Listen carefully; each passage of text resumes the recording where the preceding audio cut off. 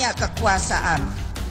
Syarat mutlak hidupnya ideologi tertutup adalah lahirnya aturan-aturan hingga dilarangnya pemikiran kritis.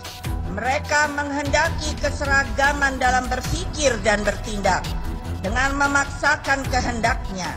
Oleh karenanya, pemahaman terhadap agama dan keyakinan sebagai bentuk kesosialan pun dihancurkan, bahkan kalau bisa dimusnahkan. Selain itu, demokrasi dan keberagaman dalam ideologi tertutup tidak ditolerir karena kepatuhan total masyarakat menjadi tujuan. Tidak hanya itu, mereka benar-benar anti kebenekaan kita. Itulah yang muncul dengan berbagai persoalan SARA akhir-akhir ini. Di sisi lain, para pemimpin yang menganut ideologi tertutup pun memosisikan diri mereka sebagai pembawa self-fulfilling prophecy, para peramal masa depan.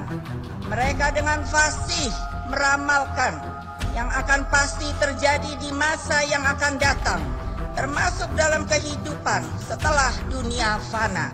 Padahal notabene mereka sendiri tentu belum pernah melihatnya.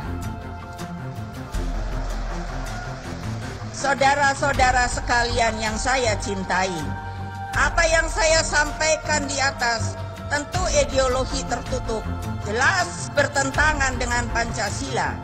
Pancasila bukan suatu ideologi yang dipaksakan oleh Bung Karno atau pendiri bangsa lainnya.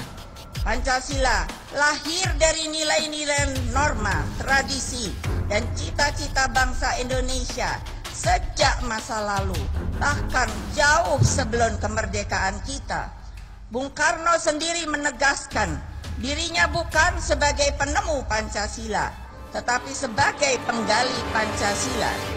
Beliau menggalinya dari harta kekayaan rohani, moral, dan budaya bangsa dan bumi.